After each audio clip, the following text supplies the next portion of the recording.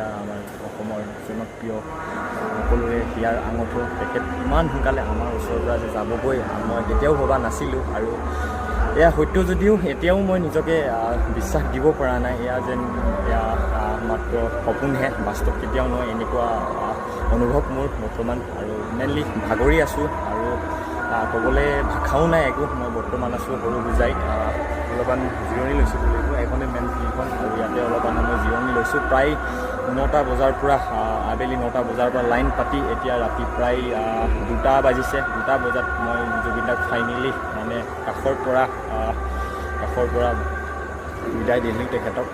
খুবেই বেয়া, খুবেই দুখিত।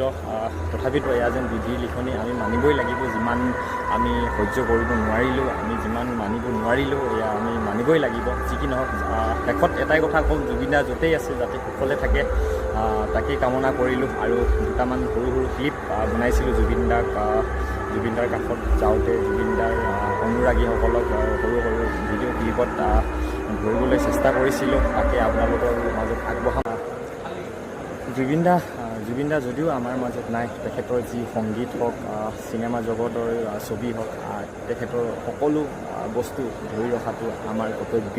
আমাৰ একোজন অসমীয়া হিচাপে এয়া আমাৰ কৰ্তব্য। আমি ধৰি ৰাখিব লাগিব। জুবিন দাক সদায় জীয়াই ৰাখিব লাগিব। জুবিন দা আমাৰ মাজত যদিও নাই, তেখেত যদিও অজান দেশলৈ গ'লগৈ, তথাপিতো আমাৰ মাজত তেওঁ সদায় অমৰ হৈ থাকিব।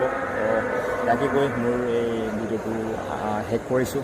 খুবেই দুখিত আজি মই, তথাপিতো কি কৰিব, এয়া যেন সত্য আজি কমেণ্ট